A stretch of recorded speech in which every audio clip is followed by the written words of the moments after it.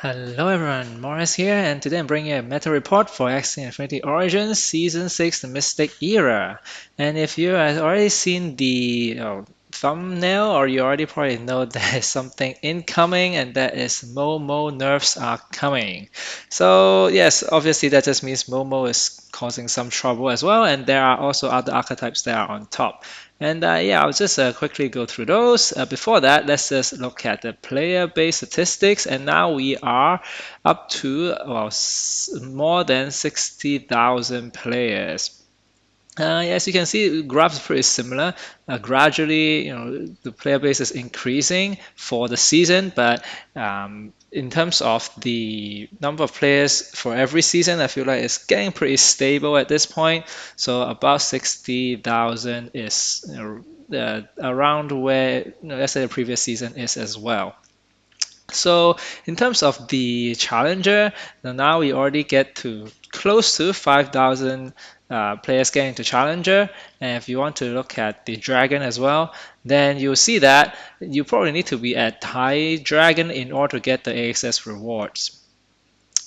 The other thing to note is that there are actually like fewer and fewer people at Tiger compared to previous weeks, which is pretty interesting, and that's because more players are actually climbing to Dragon and Challenger, and of course in the previous eras, then I mean, Tiger is really the choking point at this point, just because below Tiger you do get 20 victory stars per win, whereas once you get to Tiger, it's only 10, and that's why a lot of people manage to get to Tiger, but then get stuck there. So for new players who are just joining, I think Tiger is a pretty good target, initial target to set, right? Because by playing, you will get, hopefully above or even at 50% win rate, you will slowly get to Tiger just because you do get 20 victory star point when you win, whereas you only lose 10 when you lose below Tiger. So yeah, aim for Tiger, and then once you get to Tiger, then you can think about how to improve your team and continue to climb up. But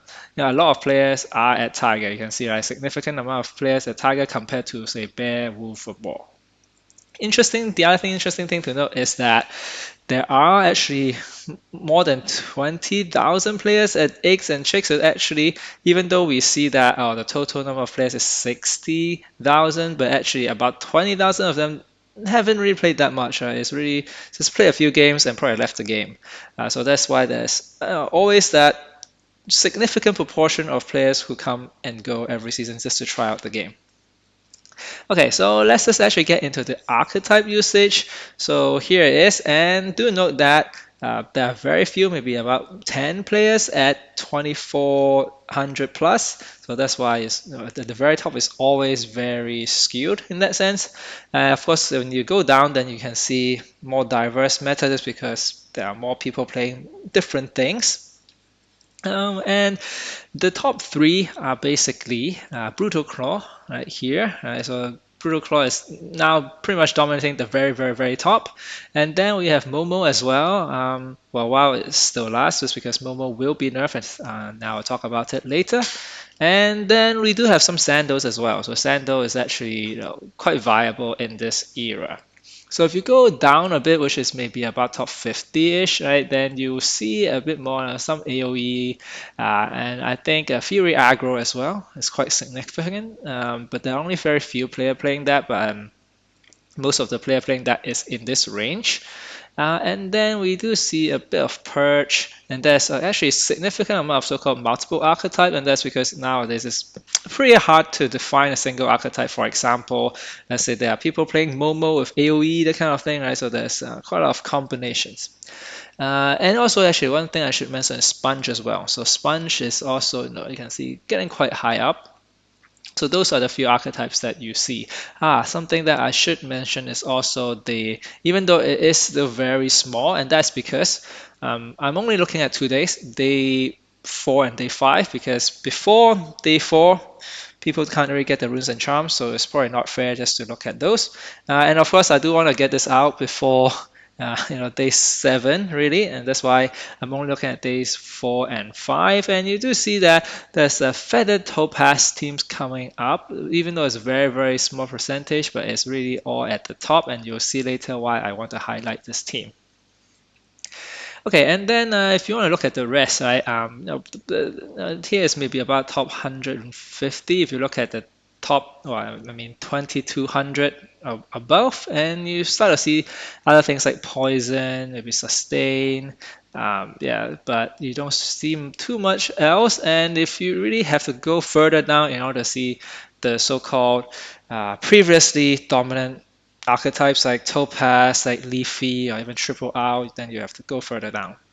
So this is kind of really the how meta evolves over the seasons, and of course, I'm pretty sure it is pretty intentional. Where every seasons you nerf certain things, you buff certain things, so that certain archetypes that hasn't been used much, for example, in this case, bleed and feather, right, those mechanics has been buffed, so that then those axes will get bred more and become the meta, and so that obviously then will stimulate the market activities and the breeding as well. So I'm pretty sure this will continue to be a strategy where next season there'll be something else being buffed, something else being nerfed, but hopefully they'll have more new content as well, just because there's only a certain number of archetypes and certain number of mechanics really in the game so far, and we do need to have new mechanics so that we can have new things to play.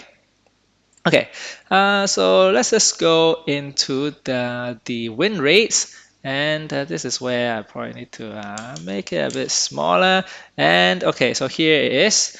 The key is really that you can see Feather Topaz, of course, very skewed in terms of the win rate, because there's just very few top player playing this build, this archetype, and you can see is of course doing very well. The other things to note would be Brutal Claw as well. Brutal Claw is doing very well at the top, of course. If you go to basically the lower end of the graph, then I mean here is the victory star. If you start going to the lower end, the data becomes less meaningful, just because there are so many different suboptimal build, suboptimal teams that are down there, that it makes it hard to see which team or which archetype actually has a certain power level if it is played at the optimal level. That's why I tend to focus at the top, is because that's really where the most optimal teams are. And so, yeah, Brutal Claw definitely is the one that really is standing out, and of course, Feather Topaz. So the other ones that stands out, of course, Momo is still doing pretty well, close to the top. Sandal also, right? So that's why I see Sandal, Momo, and Fury Argo is also doing not bad.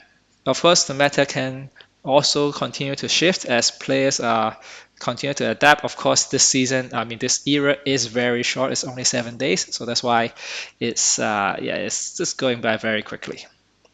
Okay, so let's just go into the matchup, and here is the overall kind of like matchup diagram. And this is actually, when I say overall, I mean the overall for Challenger. So one thing to note about this is that it is for the whole challenger, meaning it is dominated by lower challenger players. It's because that's like the numbers are just a lot larger. That's why this is more of a general picture of how a certain team tend to match with another archetype. But of course, at the very highest level, if you have the optimized teams, then the percentages could be very different. And those will be, if you check out my blog post, will be at the very bottom of the blog post. Okay, so I'm not going to talk too much really about it because there's a lot of data, but one thing I would want to point out is that for Feather Topaz, there's really not many data out there, and I should say that for all these data, well, if there is a percentage, that just means there are at least 10 matches being played at challenger level, and you can see there are not many players who've played Feather Topaz at least during day 4 and 5. I think in day 6 and 7 there will be more, and there'll probably be more data, but for now data is very limited. Okay, so let's just get into the actual, like the archetypes, and I do want to highlight a few. Of course, things like Sandal, Sponge. I'm not sure if I mentioned it. Sponge is actually doing pretty well as well. Fury, Aggro, and actually Perch. I didn't mention, and Nominee, or I also didn't mention. Those are actually can be found at quite high level, like at least top 100 something. So those teams, I mean, I've already covered similar thing in the previous report, so I won't go through those. Of course, now in the Mystic era, there will be Mystic runes and charms. But I do want to highlight the few that is kind of new to the Mystic era. And the first one is Brutal Claw. So for those who don't know, Brutal Claw does the blood storm damage when a single attack or an AoE attack hits the opponent if the opponent has bleed on, right? And now it's actually making it, it's because of the buff, making it so easy to trigger the blood storm. And the key now, of course, is that with the change with Arco and Gerber, so those two parts used to be single attack, now becomes AoE. It makes it possible to actually have a 6 AoE beast. And of course, then with the AoE, with the Brutal Claw, it deals a lot of damage. In particular, also with the, you have the Hidden Razor as well, just to add a lot more bleeds.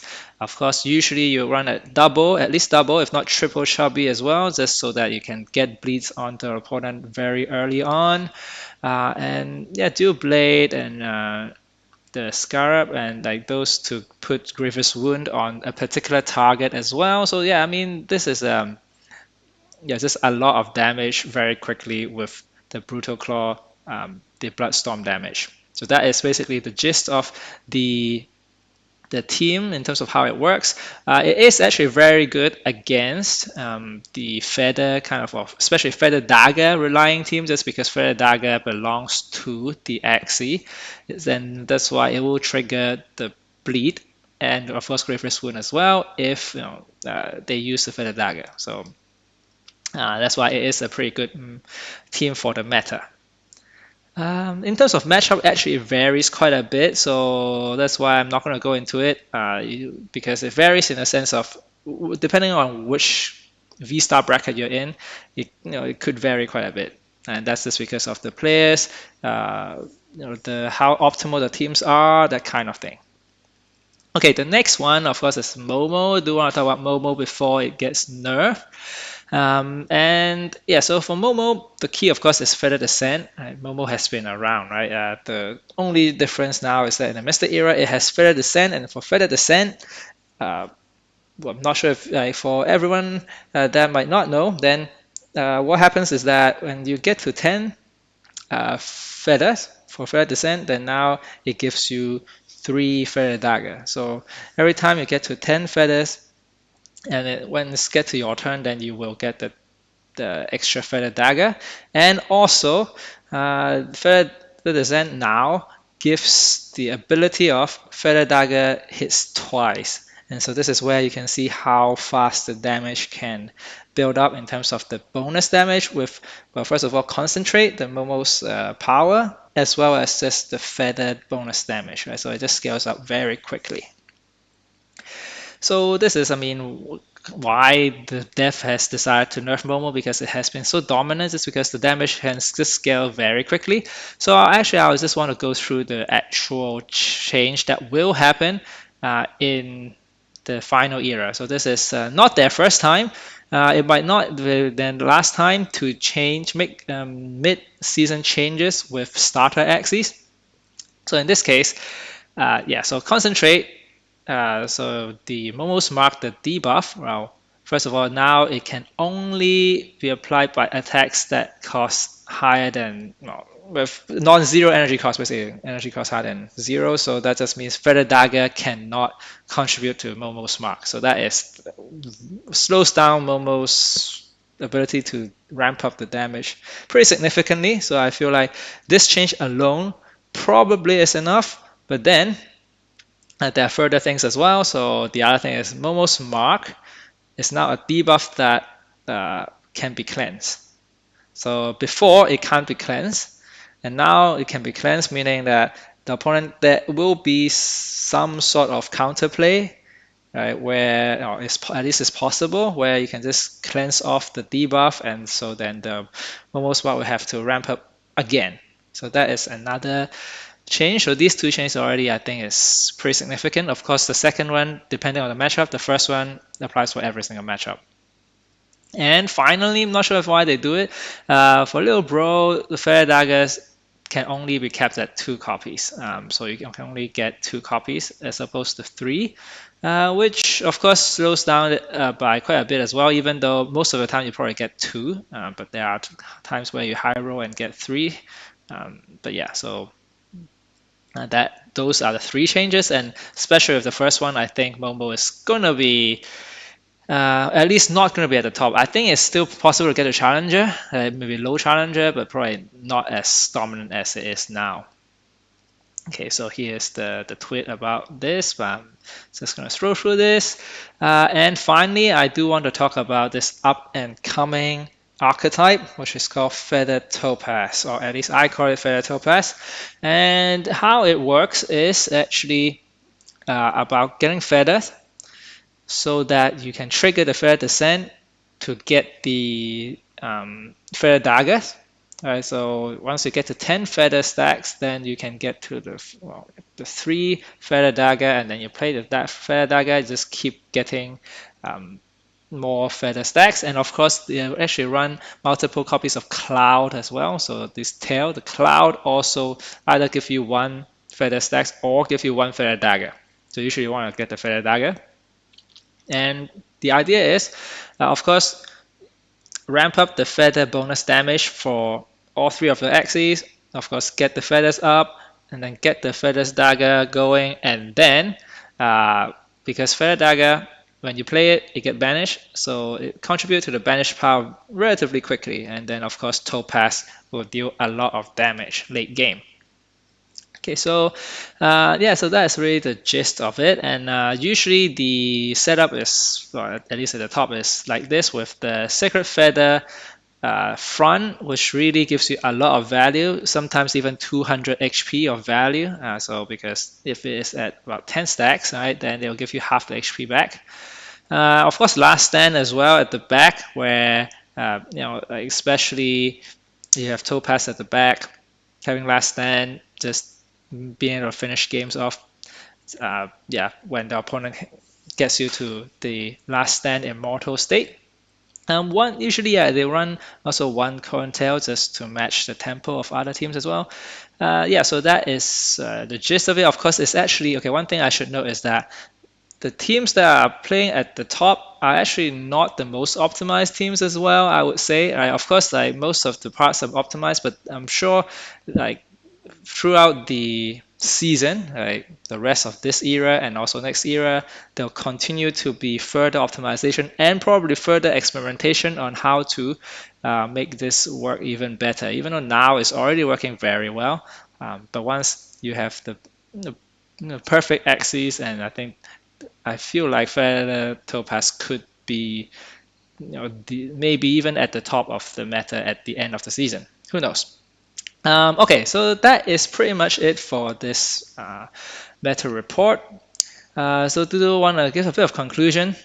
So first of all is that the bleed and feather mechanics, so finally both of them come into play in the Mystic era, because those 2 are the mechanics that they really buffed a lot, and of course part of the reason is to stimulate the market. So I just wonder, how many cycles do we, of this kind of buffing something else to be OP next season? This kind of cycle will last, in the sense of there is, limited number of parts at the moment. So hopefully we do see parts upgrade pretty soon, so that we actually get something new to play, as opposed to just buffing things that might not be working well. I feel like it is fair for the past few seasons where they're trying to buff different things, just because certain archetypes might not have the chance to shine. But now I feel like get to the point where I think we probably need some new stuff. The other thing is about, of course, the Momo being nerfed mid-season. Of course, some people have, I guess most people are probably, okay, I'm trying to think who would be happy about it. Of course, you don't want to always face Momo, but for budget player, it is going to be a loss in a way, just because for a lot of budget player, they might be able to use Momo to get to a relatively high place in this era, but of course that won't work for the next era, and so that will definitely hurt more for the budget players. Okay, so that is pretty much it. Of course, do check out the blog post for these extra information, extra data about like different matchup and different times that people might play different archetypes as well. So that's something that you might want to look into if you are, of course, at the relatively high V star, because for the lower V star, it doesn't really make too much of a difference. And okay, right, so that's it for this meta report. So thanks for joining me, and I will see you in the next meta report.